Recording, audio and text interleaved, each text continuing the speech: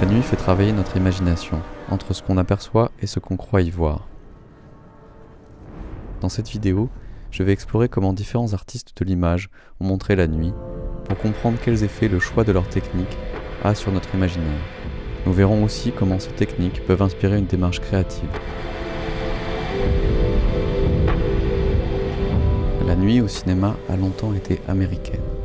Tournée à la lumière du jour, mais coloriée de bleu, l'image pour évoquer le soir. Day for Night. C'est un tour de passe-passe qu'on juge un peu vite désuet, alors que certains magiciens l'utilisent encore à merveille. Day for Night. Difficile de dire si les spectateurs d'autrefois y croyaient, mais utiliser aujourd'hui la nuit américaine, c'est conjurer une autre dimension, donner une autre épaisseur à l'air. Dans son travail photographique, Day for Night Christiania, l'artiste Joachim Köster évoque un sentiment nostalgique sur une friche militaire qui avait ensuite connu un essai de communauté libertaire. I think in photography you always look to photograph or show something that you can't see with your eyes in a way. That the photography kind of leaves you a bridge to an unseen dimension.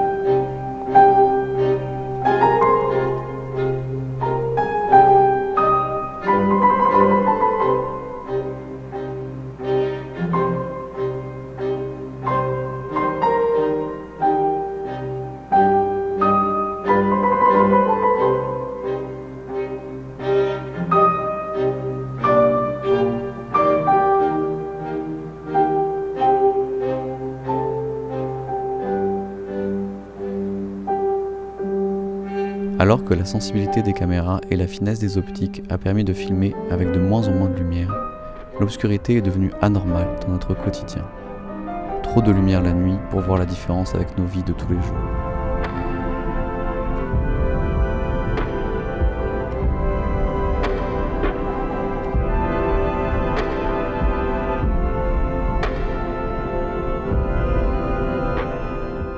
Le vidéaste David Parker montre dans l'épisode Light de la série expérimentale Off the Air de la chaîne Adult Swim à quel point cette lumière dégouline au point d'éclabousser la rétine. Du coup, est-ce qu'on est condamné à ne plus jamais pouvoir apercevoir l'obscurité et les présences qui s'y abritent?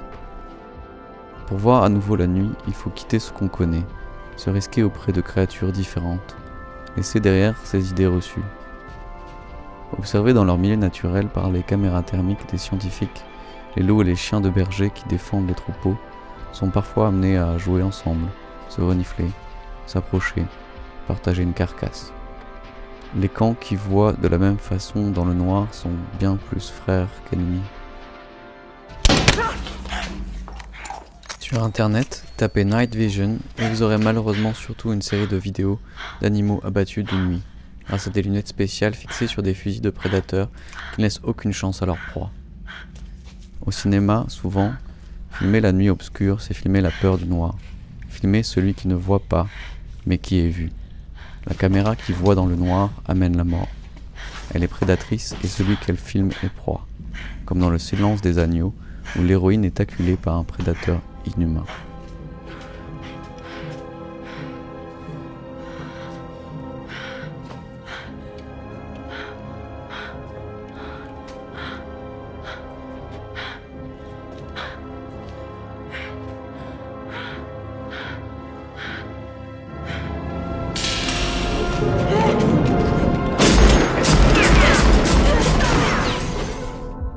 Dans le monde réel, celui qui voit l'autre dans le noir est soldat.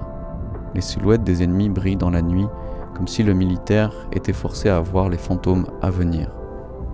Des cinéastes récents ont bien compris cette tragédie, filmant parfois comme dans Ni le ciel ni la terre, des soldats hantés par l'autre, sa présence invisible, sa langue et sa culture incompréhensible, inaccessible. Donc j'amène un mouton pour le donner à l'un, le mouton disparaît et je pars d'aller. نه تو با یک شب و یک روز بذاریش اونجا Tu dois laisser le mouton un jour et une nuit et tu le ramènes au village et tu l'égorges. Et si Allah reprend le mouton? اگر الله گوسفند رو برداره الله گوسفندو بر نمیداره. Allah il ne prend pas le mouton. Pourquoi? برای چی؟ چون که گوسفند روی زمین نمیخوابه. Parce que le mouton il dort pas par terre. Entre chien et loup, Denis Villeneuve filme dans Sicario le passage des soldats dans l'au-delà, dont le seuil est marqué par l'horizon sanglant et crépusculaire. Les silhouettes s'immergent et se confondent une à une dans l'obscurité absolue. Le plan est long et le choix de ne pas plonger le spectateur dans le feu de l'action est décisif, afin de renforcer l'impression de découvrir avec les militaires une nouvelle réalité. C'est un au-delà moral où les règles de la vie normale ne s'appliquent plus.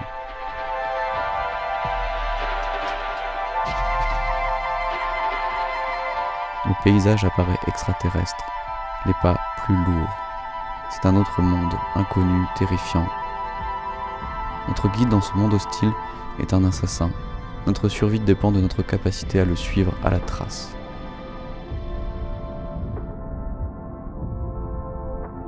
Cette sidération des apparitions nocturnes, hallucinées, d'autres cinéastes se sont essayés à les apprivoiser. Yann Kounen, dans son documentaire D'autres mondes, se filme en pleine montée d'ayahuasca. Il voit des choses qu'il décrit, qu'il essaiera de montrer dans d'autres films.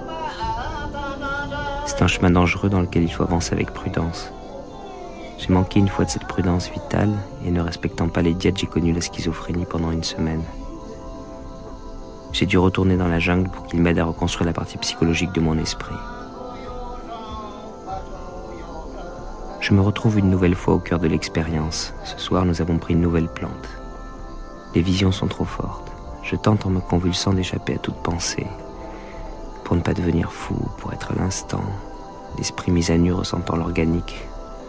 J'ai des pensées que je n'ai jamais eues, l'impression d'accéder à des désirs cachés, à des pulsions secrètes. Les vérités se transforment en mensonges dès que je les attrape. Une cascade sans fin d'informations sur mes mécaniques psychiques, sur ce que je suis ou crois être. Je ne peux que sentir le sang couler dans mes veines, sentir le plus infime de mes muscles, tandis que les visions augmentent et se déploient au rythme des chants. Mon identité se dissout dans ces images perçues comme des concepts cognitifs insaisissables par la pensée. Son expérience est celle d'un chamanisme de la tente sombre, comme l'appelle l'anthropologue Stepanov, en l'opposant au chamanisme de la tente claire. Dans les cultures où le chaman opère à la lumière d'un feu, proposant un spectacle musical et dansé, il est doté d'un statut spécial dans sa communauté, pour qui il met en scène son voyage. Chez les peuples où il opère dans le noir, le chaman est un simple canal avec les esprits, et tous ceux présents dans l'obscurité peuvent voyager dans d'autres mondes, l'imagination guidée par des sons étranges. Stepanov écrit « Quand les lumières ont été éteintes et que tout le monde a fermé les yeux, on commence à entendre différents bruits et voix étranges à travers l'espace. Les voix des étoiles se manifestent et les participants peuvent leur parler. Très souvent, le cinéma est un spectacle, une représentation le rapprochant du chamanisme de la tente claire. On est alors passif devant le film, l'imagination guidée à interpréter l'histoire et les personnages présentés. Mais les techniques comme celles qui permettent de véritables visions nocturnes sont probablement plus à même de stimuler l'imagination et de donner au spectateur la possibilité de voyager mentalement, comme dans le chamanisme de la tente sombre. Les films qui voient dans la nuit, sans lumière, donnent peut-être aux esprits convoqués un regard plus brillant. Ce qui nous semblait familier vibre alors d'une étrange lueur. En proposant des images éloignées de notre vue habituelle, les cinéastes se rapprochent de chamans qui nous mettent en contact avec un au-delà, que chacun peut prolonger en imagination pendant comme après le film. Stepanov écrit plus loin : le chamanisme est un art réflexif, innovant du voyage mental. C'est en ce sens que l'on peut dire que nous sommes tous des chamans potentiels. Also, when I was a teenager, walking around there, some places would, around the Pisac would always seem so menacing. Other places would seem so strangely loaded.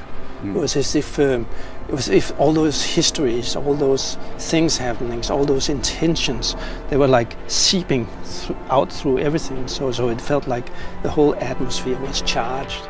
Les techniques du cinéma peuvent être bien plus qu'une façon de mettre en scène des histoires. Ce sont aussi des moyens de transport pour explorer d'autres mondes. Le corps immobile, l'esprit loin.